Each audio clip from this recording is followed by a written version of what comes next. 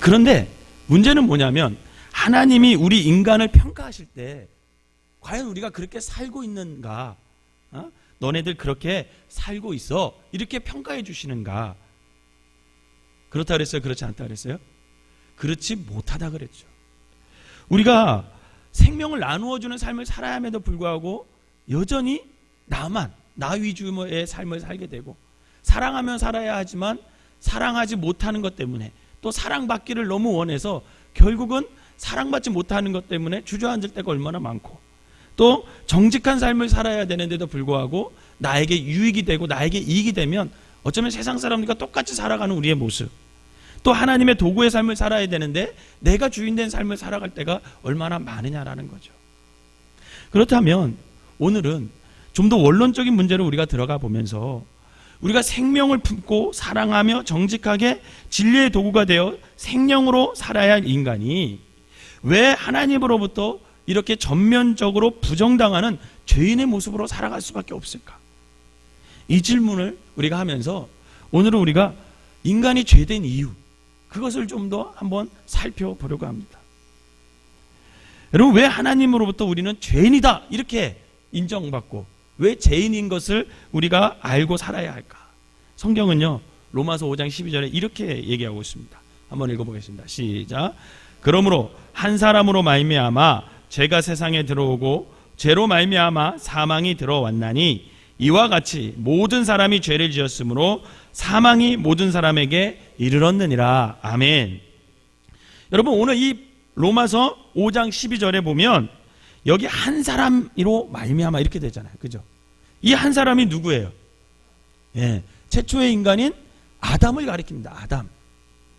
이 아담 한 사람이 하나님의 명령을 어긴 죄를 범한 결과가 그에게 태어난 모든 인간이 뭐가 되었다라는 거예요? 죄인이 되었다는 겁니다. 여러분, 이걸 믿으십니까? 그런데 또다시 질문할 수 있어요. 무슨 질문을 할 수 있냐면, 여러분, 저와 여러분들이 에덴 동산에 있었습니까? 에덴 동산에 있었어요, 없었어요? 없었잖아요. 에덴 동산에서 금단의 열매, 그 선악과를 따먹은 사람은 누구예요? 따먹은 사람 누구예요? 아담이죠. 아담과 하와죠. 근데 대표하니까 아담이죠. 그러면 여러분들은 따먹었어요, 안 따먹었어요? 안 따먹었잖아요. 그때 태어났어요, 안 태어났어요? 안 태어났어요. 이 세상에 존재하지도 않았습니다. 그런데 왜 우리가 아담과 똑같은 죄인이 될 수밖에 없냐라는 거예요. 억울하지 않으세요? 난 따먹지도 않았는데. 한쪽이라도 맛을 봤으면 인정하겠는데, 맛도 안 봤는데 나보고 아담과 똑같이 뭐래요? 죄인이래요. 억울해요, 안 억울해요? 억울하죠. 근데 그런 대답을 로마서 5장 14절이 아주 정확하게 해주고 있습니다. 그 억울하게 생각하는 우리들에게 너 억울할 필요 없어 하면서 로마서 5장 14절에 뭐라고 얘기하냐면 이렇게 얘기해요. 한번 읽어봅시다. 시작.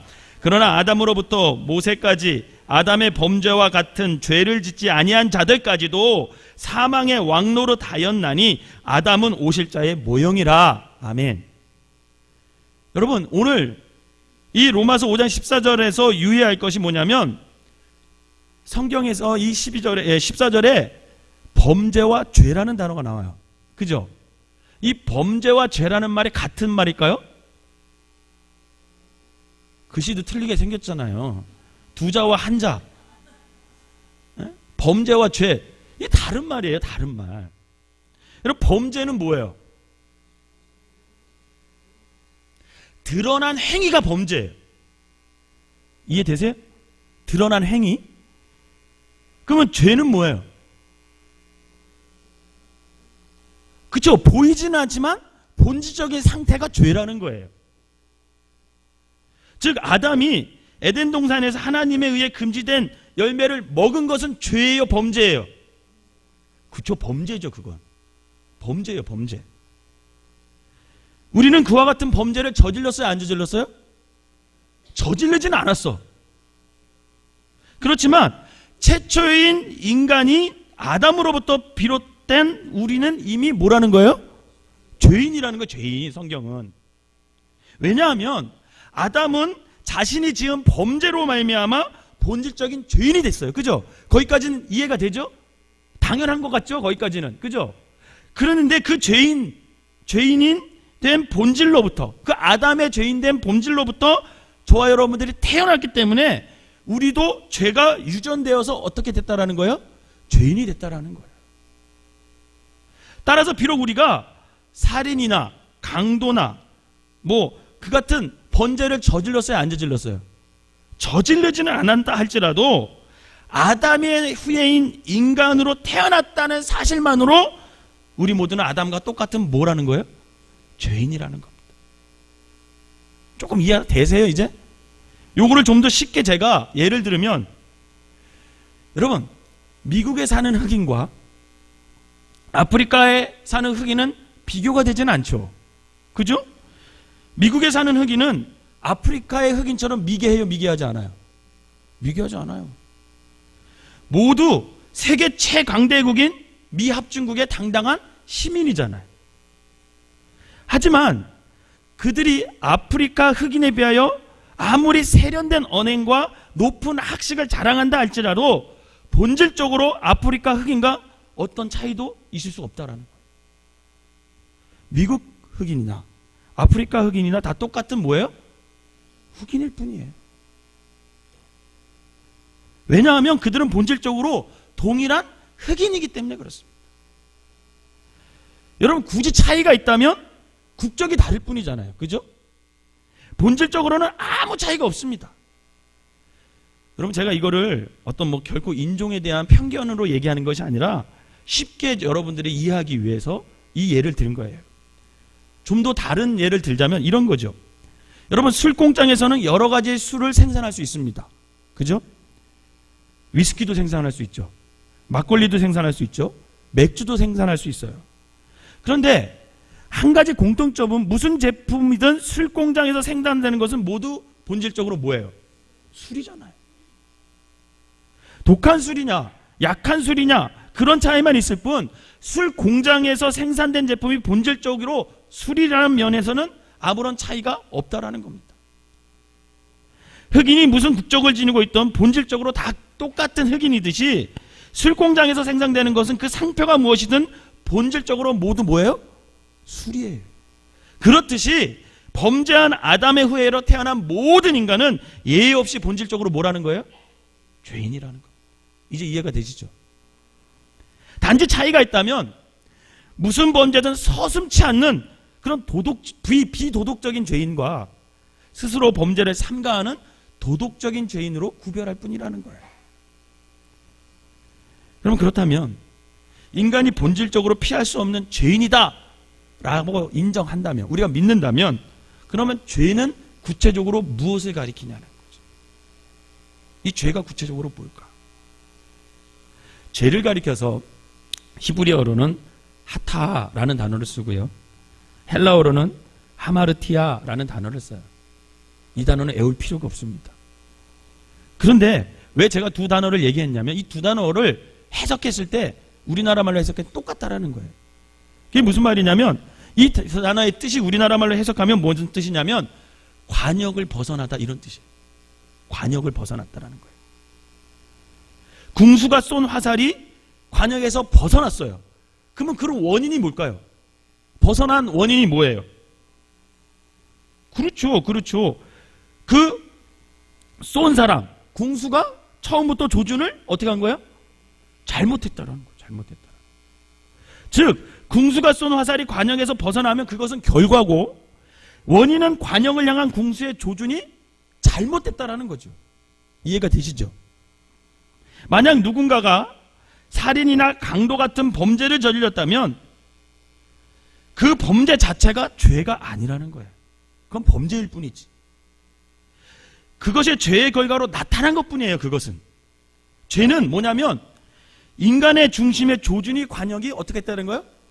벗어났다는 거예요. 그렇다면 여러분, 우리 인간의 중심이, 우리의 마음이 어디를 향해야 돼요? 어디를 향해야 돼요? 관역을 향하는데 그 관역이 어느 분이 돼야 돼요? 하나님이 돼야죠. 우리의 온 마음 중심이, 우리 시선이 어디가 돼야 됩니까? 하나님이 돼야죠. 저는 여러분들의 온 마음의 중심과 시선이 하나님에서 벗어나지 않기를 주님의 이름으로 축원합니다. 그러나 아담의 후예로 태어난 모든 인간은 태어나면서부터 그 중심의 조준에서 벗어나서 하나님으로부터 떠났다라는 거예요. 바로 그것이 본질적으로 뭐라는 거예요? 죄다라고 말합니다. 죄다. 하나님을 떠난 마음, 하나님을 떠난 시선, 그것이 모두 죄라는 거죠. 요한복음 16장 9절에서 예수님을 믿지 않는 것이 뭐라 그래요? 죄다 이렇게 말하고 있어요.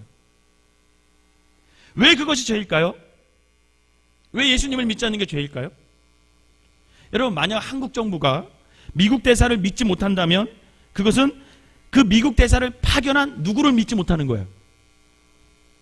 미국 정부를 믿지 못하는 거잖아요. 마찬가지로 우리가 예수님을 믿지 못하는 것은 바로 그분을 이 땅에 보내신 누구를 믿지 못하는 거예요? 하나님을 믿지 못하는 거지. 하나님을. 그렇기 때문에 그것은 죄일 수밖에 없다라는 거죠. 그러므로 죄는 하나님을 관역으로 삼아야 할 믿음의 자리를 벗어난 것이 죄라는 거예요.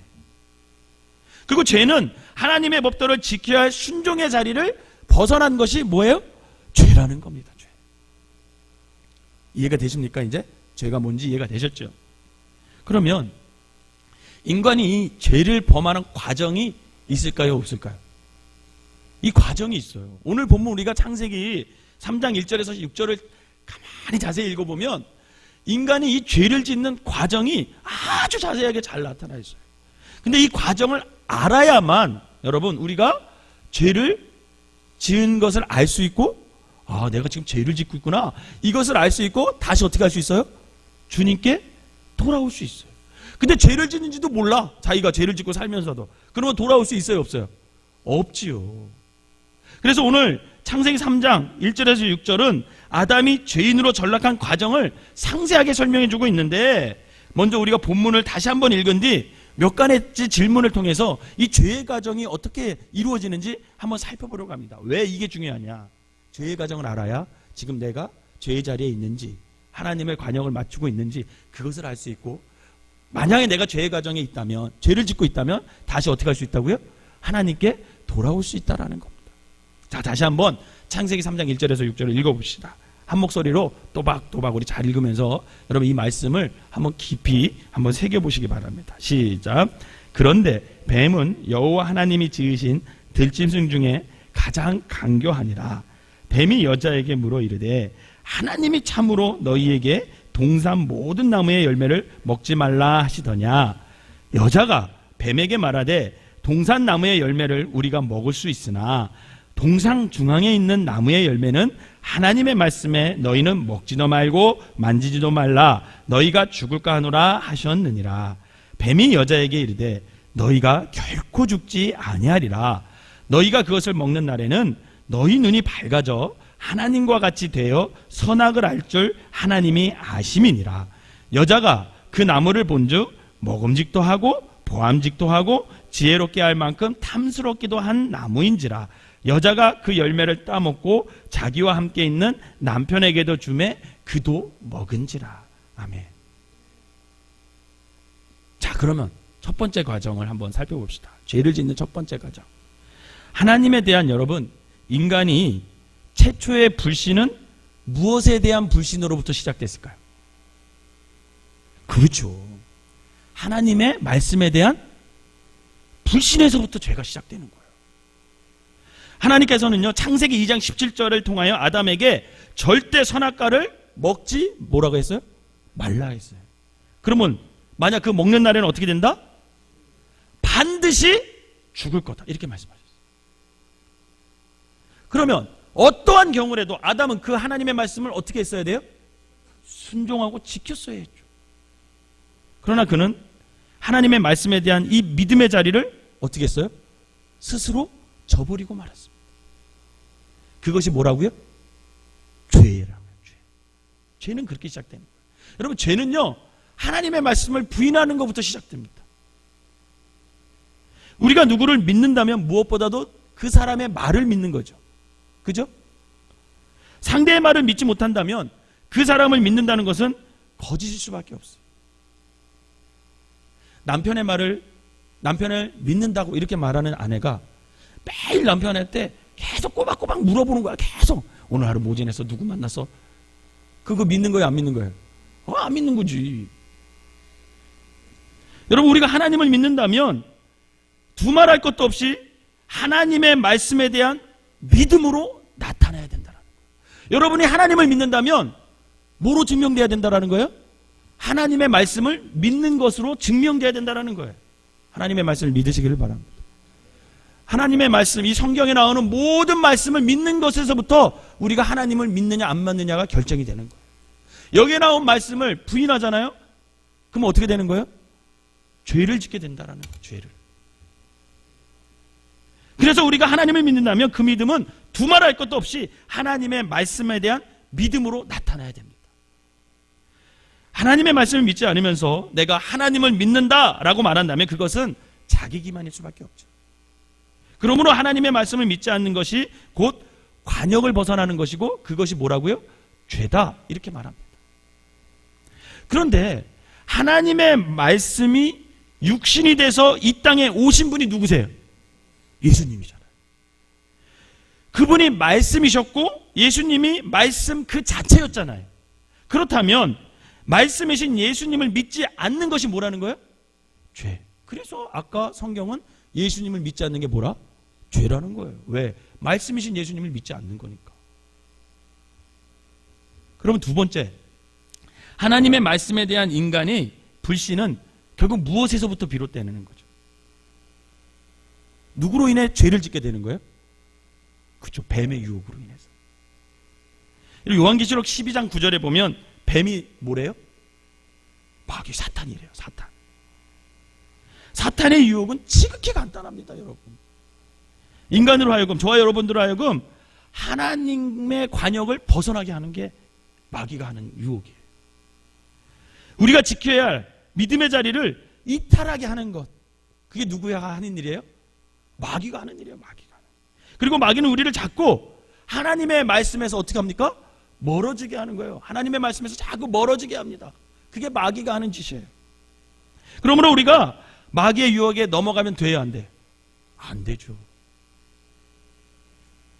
여러분, 우리가 믿음의 자리를 떠나 있고 하나님의 말씀에 떠나 있다면 지금 우리는 누구의 유혹에 넘어간 거예요? 마귀의 유혹에 넘어간 거예요. 자꾸만 내가 믿음이 자꾸만 연약해지려는 것 같아. 믿음이 자꾸만 사라지는 것 같아. 그러면 지금 누가 꼬시고 있는 거예요? 마귀가 꼬시고 있다고 생각하면 100% 틀림없습니다. 그 부인할 수 없는 거예요. 여러분, 마귀가 여러분들을 자꾸만 유혹하니까 자꾸만 뭐가 좋아지는 거야? 하나님의 말씀보다 세상이 더 좋아지는 거지. 내가 자꾸만 예배의 자리를 지키는 것보다 어떤 친교 모임에 더 많이 가 있는 걸 좋아해. 그럼 지금 누구의 유혹에 자꾸만 넘어가고 있는 거예요? 마귀, 그건 부인할 수 없는 거예요. 그건 틀림없습니다. 저는 여러분들의 이 마귀의 유혹을 과감히 이기시기를 주님의 이름으로 축원합니다. 세 번째 과정은 어떻게 진행되냐면 이 사탄의 유혹에 빠진 인간이 범죄를 저지르기 전에 어떤 현상이 일어나느냐면 그게 창세기 3장 6절 처음 부분에 그런 현상이 일어나요. 한번 읽어봅시다. 6절 처음 부분 시작. 여자가 그 나무를 본즉 먹음직도 하고 보암직도 하고 지혜롭게 할 만큼 탐스럽기도 한 나무인지라. 아멘. 여러분, 여기서 보니까 여자가 그 나무를 봤대요. 그죠? 근데 봤는데 어떻대요? 먹음직했대요. 또 어떻게 했대요? 보암직했대요. 또 어떻게 했대요? 지혜롭게 할 만큼 탐스럽게 됐대요. 근데 저는 이게 이해가 안 되는 거죠. 여러분, 갑자기 그 나무 열매가 그 여자에게 먹음직도 하고 보암직도 하고 탐스럽게 보이는 그 현상이 여자에게 일어났어요. 갑자기. 여러분, 참으로 이상하지 않습니까? 여자가 그 나무를 본 게 그날이 처음일까요? 그날이 처음일까요? 김공기 권사님, 배명희 집사님이 어느 날 갑자기 예뻐 보일 때 있죠? 죄송합니다. 어려운 질문을 해서.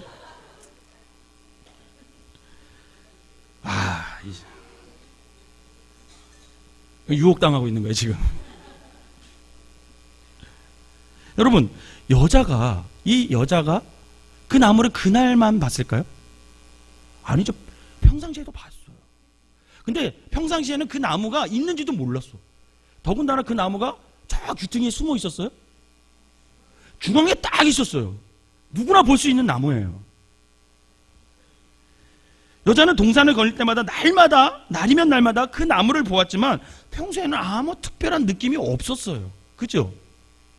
그런데 왜 유독 그날만큼은 그 나무 열매가 그토록 먹음직하고 그토록 보암직하고 그렇게도 탐스럽게 보였을까? 여러분, 왜 그랬을까요? 왜 그랬을까요? 마귀의 유혹으로 해서 하나님의 향할 마음이 누구한테 뺏긴 거예요? 마귀한테 뺏겨버린 거지. 그러니까 그 여자의 마음이 하나님을 향해 있을 때는 그 나무가 보였어요? 안 보였어요? 안 보였어요. 있는지도 몰랐을 거야. 관심도 없었을 거야. 그런데 마귀의 유혹에 홀딱 넘어갔더니 그 마음을, 하나님께 향한 마음을 누구한테 뺏겨버렸어요? 마귀한테 뺏겨버린 거예요. 마귀한테. 그와 동시에 평소에는 느끼지 않았던 감정, 현상이 생겼는데 그게 뭐냐면 그 선악과 열매가 갑자기 눈에 딱 들어오면서 먹음직하고 보암직하고 탐스럽게도 보이는 현상이 그녀를 사로잡은 거예요. 여러분, 여러분들이 갑자기 어느 날 세상 것이 좋아지기 시작하잖아요. 그러면 마귀에게 마음을 뺏긴 거라고 보면 틀림없어요. 여러분, 여기서 우리가 귀중한 교훈을 놓치면 안 됩니다.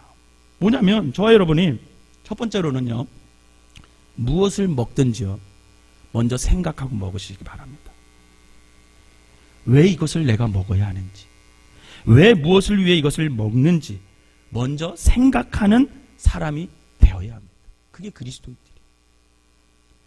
여러분, 생각이 수반되지 않을 때 인간은 결코 먹고 마심의 노예가 되고 그로 인해 그 인생은 끝내 파멸되고 맙니다. 오늘 점심은 굉장히 맛있는 걸 잘 먹었어요. 온유, 그 한 단어 때문에 먹은 점심이에요. 그래서 제가 뭐라고 기도했는지 아세요? 오늘 같이 식사하신 분이 11명 정도 되는데, 오늘 같이 먹은 모든 사람들이 식사 기도할 때 제가 이 음식을 먹고 온유한 사람이 됐으면 좋겠습니다. 하나님, 그렇게 얘기했어요. 여러분, 한비자의 글에 이런 이야기가 있습니다. 상나라의 마지막 임금이 주왕이라는 왕인데, 어느 날 갑자기 이 주왕이라는 왕이 평범한 젓가락을 사용하다가 젓가락을 바꿨어요. 무슨 젓가락으로 바꿨는지 아세요? 상아로 만든 젓가락. 상아가 뭔지 아시죠? 코끼리 이렇게 나온 그 상아로 만든 젓가락으로 바꿨습니다. 그걸로 식사하기를 시작했어요. 근데 그의 신하 중에 기자라고 하는 신하가 있었는데, 그 기자가 뭐라고 얘기했냐면, 이제 이 나라는 망하게 될 것이다, 이렇게 얘기를 했어요. 왜 그냐면 신하들이 왜 그러냐 물어봤더니 이 기자라는 신하가 뭐라고 대답했냐면, 상아 젓가락으로 식사하는 자는 허술한 음식을 먹지 않을 것이다. 반드시 산의 진미를 먹기 마련이다. 그렇다면 산의 진미를 먹으려면 그 산의 진미를 담을 그릇이 질그릇이나 옹기에 담을 수 없다. 분명히 금쟁반이나 옥그릇에 그 음식을 담을 것이다. 금쟁반과 옥그릇을 사용하는 자는 아주 평범한 옷을 입지 않을 것이다. 늘 비단 옷을 입게 될 것이다. 비단 옷을 입는 자는 아무데나 옷을 걸어두지 못하고 화려한 가구를 마련해야 할 것이다. 화려한 가구를 들인 자는 소박한 집에 거할 수가 없다. 구중궁궐을 새로이 지어야만 하고 구중궁궐을 지키려면 엄청난 군대가 동원이 돼야 된다. 그 모든 것은 국민으로부터 더 많은 세금을 짜낼 때에만 가능한 일이다. 왕의 사치를 위해 국민의 혈세를 짜는 나라치고 망하지 않은 나라가 그동안 없으니 어찌 탄식하지 않겠는가. 그렇게 얘기를 했어요. 처음에 기자의 말을 들은 모든 사람들은 에이, 기우라고 대수롭지 않게 생각을 했습니다. 그러나 여러분, 정말 주왕은 기자가 얘기한 대로 타락해갔고 상나라는 주왕을 끝으로 결국 망하게 됩니다. 모든 것의 발단이 어디서부터 시작됐습니까? 상아젓가락.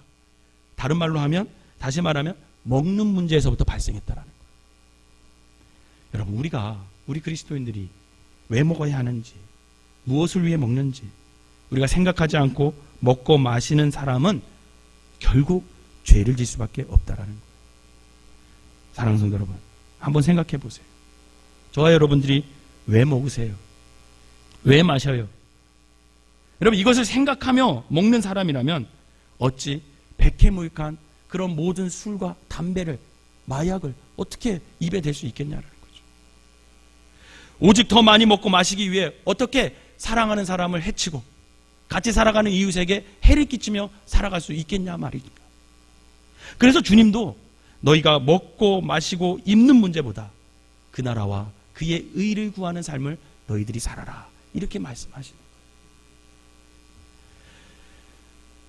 두 번째로 우리가 생각해 볼 거냐면, 우리가 무엇을 보든지, 여러분, 우리가 무엇을 보든지 그것이 누구 보기에 좋은 것인지 확고한 기준이 우리 그리스도인들에게 있어야 된다는 거예요.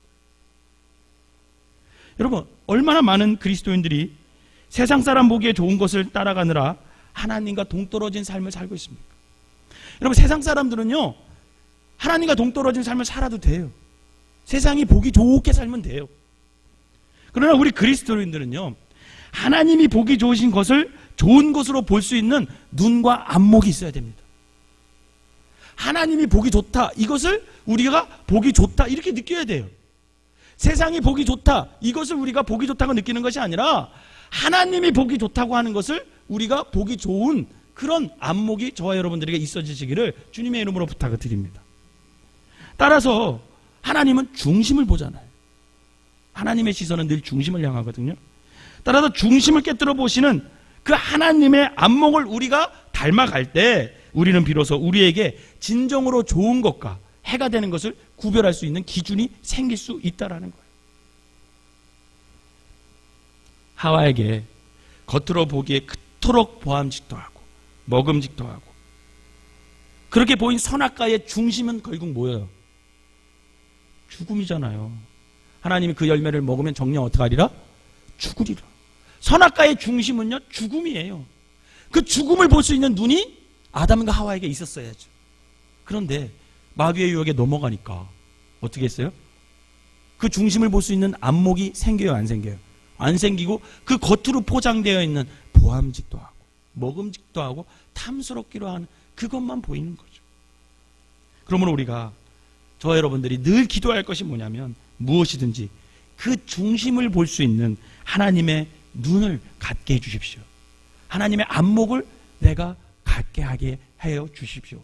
이 기도를 저와 여러분들이 해야 된다라는 거예요. 여러분, 그것을 위해 하나님의 안목을 갖기 위해서 부단히 더 훈련을 해야 된다라는 것입니다. 여러분, 우리나라 한국 선수 중에 권투 선수 하면 누구 떠오르세요? 그렇죠, 홍수환. 홍수환.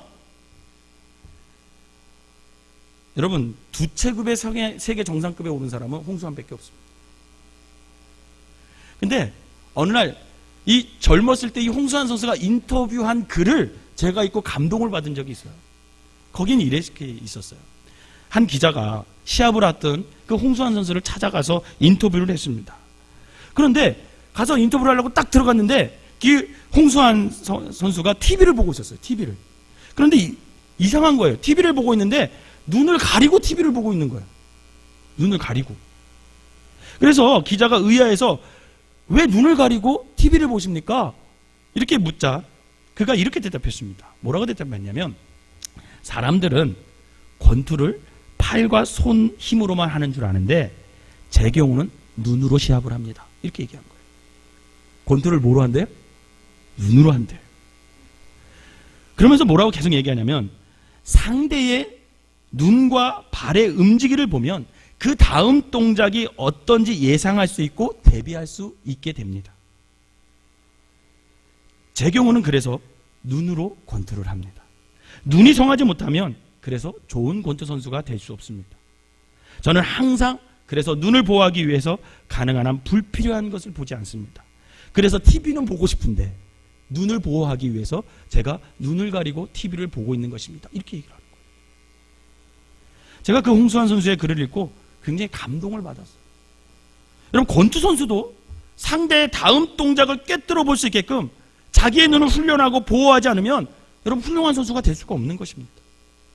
하물며 하나님의 사람, 그리스도인, 진리의 용사가 되겠다는 우리가 하나님을 향해 우리의 시선을 고정시키는 훈련을 단 한 번도 하지 않고 세상에서 보고 싶은 거 다 보느라고 자신의 영적 시력을 더없이 소모시킨다면 그 사람이 어찌 훌륭한 그리스도인들이 될 수 있겠냐라는 거죠. 여러분, 저와 여러분들이 중심을 볼 수 있는 하나님의 안목을 기르는 그런 시선을 여러분들이 가지시기를 주님의 이름으로 부탁을 드립니다. 저는 특별히 우리 교회 남자 청년들이 이 시선을 좀 가졌으면 좋겠어요. 중심을 봐야 되는데 자꾸만 겉만 보니까 결혼을 못하고 있는 거죠. 그 여자의 중심을 봐야 되는데 자꾸만 겉만 보는 거야. 그러니 눈은 높고 결혼은 못하고. 여러분, 중심을 보아야 돼요. 사람의 중심을 볼 수 있는 시선. 마지막 교훈은 어떤 경우든 탐심을 버리라는 거예요. 탐심. 골로새서 3장 5절은 탐심은 뭐라고 얘기해요? 곧 우상숭배다. 이렇게 우상숭배. 왜냐하면 탐심은요, 수단과 방법을 가리지 않아요. 탐심에 사로잡힌 사람은요, 무엇이든지 가져야 돼요. 어떤 방법을 써든지 가져야 돼요. 인간으로 하여금 끝내 금단의 선악과를 따먹게 한 것도 결국 사탄의 유혹에 의해 부추겨진 인간의 탐심 때문이라는 겁니다. 탐심의 특징이 뭔지 알아요? 이유 없이 소유하고 있는 것을 자꾸만 쌓아두는 거예요. 오직 자신만을 위하여 필요 이상으로 소유하고 쌓아두는 사람이 있다면 그가 누구든 상관없이 그는 이미 탐심의 노예가 되어 있다는 거죠. 여러분, 1986년도에 필리핀의 마르코스 독재 정권이 무너졌어요. 1986년도에 꽤 오래된 이야기인데, 이 필리핀의 마르코스 독재 정권이 무너졌을 때 그 부인이 있었어요. 그 부인이 누군지 아십니까? 이씨예요. 이씨. 이멜다라는 여자였어요. 이멜다.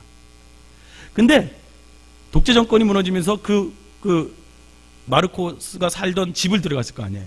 기자들이 막, 군인들이 막 기자 들어갔는데 그 이멜다가 사용한 신발장을 딱 열어봤더니 그 구두가 얼마나 있었는지 아세요?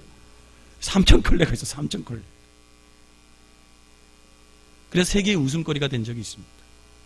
여러분, 근데 제가 그것을 이렇게 보면서 과연 3,000컬레 중에 이멜다가 신은 구두가 몇 컬레나 될까요?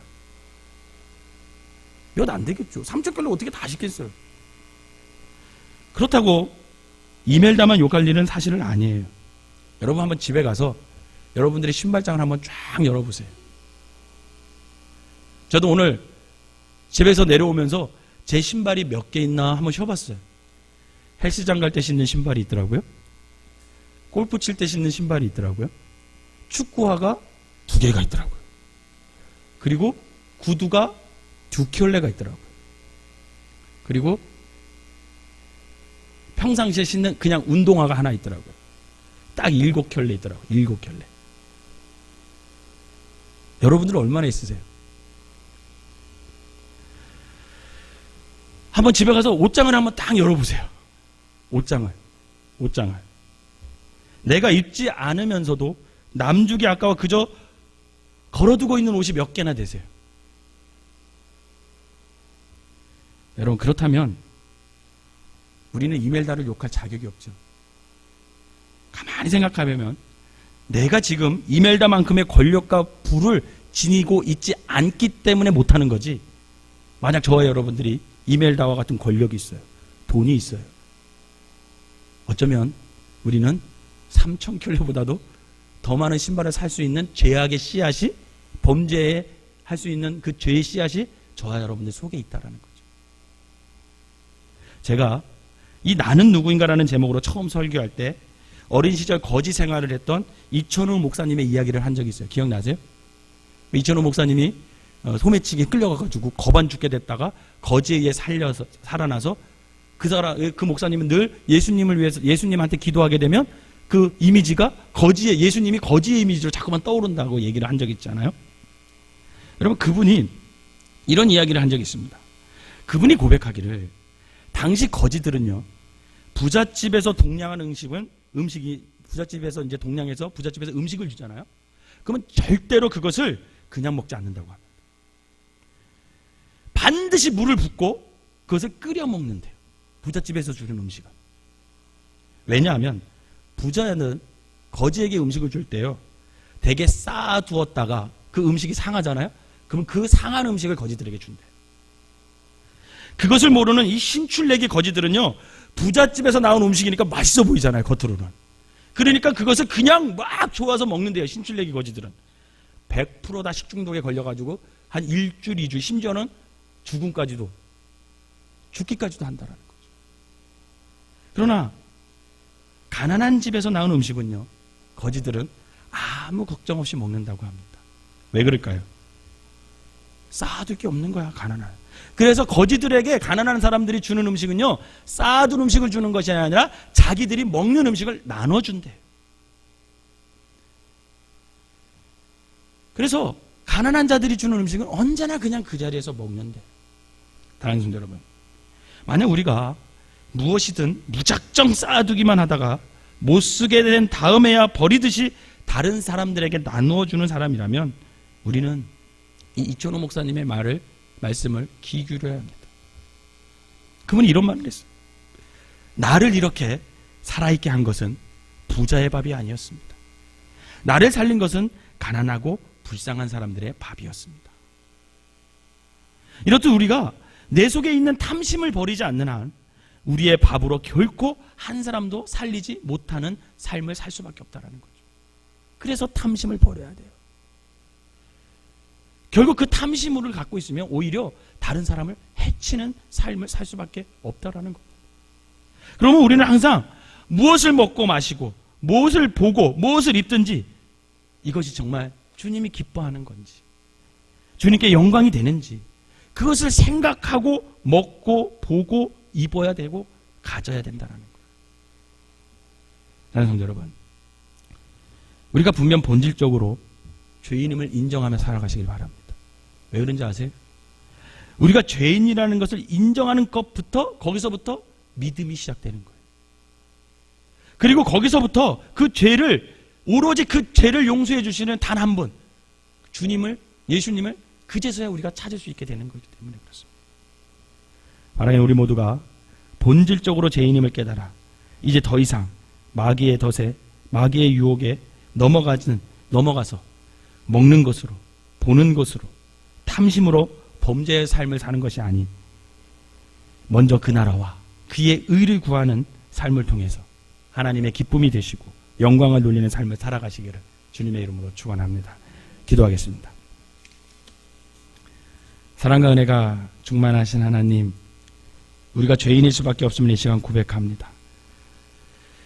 아담의 한 사람을 위해서 우리가 본질적으로 죄인임을 깨달아 아버지 그 죄로부터 어떠한 범죄도 저지를 수 있는 존재라는 것을 깨닫게 하여 주셔서 아버지 하나님, 늘 주님을 바라보면서 우리의 시선을, 우리의 마음을 아버지 하나님을 향하게 하셔서 거기서 벗어나지 않는 길을 걸어갈 수 있는 믿음의 사람들이 되게 하여 주시옵소서. 하나님, 우리가 죄인임을 인정하여 아버지 하나님 믿음을 다시 돌아보게 하시고 오직 예수님만이 우리의 죄를 용서해 주실 것을 믿고 그분을 날마다 찾을 수 있는, 그분에게 시선을 고정할 수 있는 아버지 믿음의 사람들이 되게 하시고, 행여나 우리가 먹는 것으로, 보는 것으로, 탐심으로 범죄하는 삶을 사는 것이 아닌 먼저 그 나라와 그의 의를 구하는 삶을 통해 하나님의 기쁨이 되고 영광을 돌리는 우리 생명나무교회 모든 성도들, 이 시간에 머리 숙인 모든 성도들이 되게 하여 주셔서 그분만을 높이며 그분의 뜻에 합당한 귀한 삶이 되게 하여 주시옵소서. 예수님의 이름으로 기도하옵나이다. 아멘.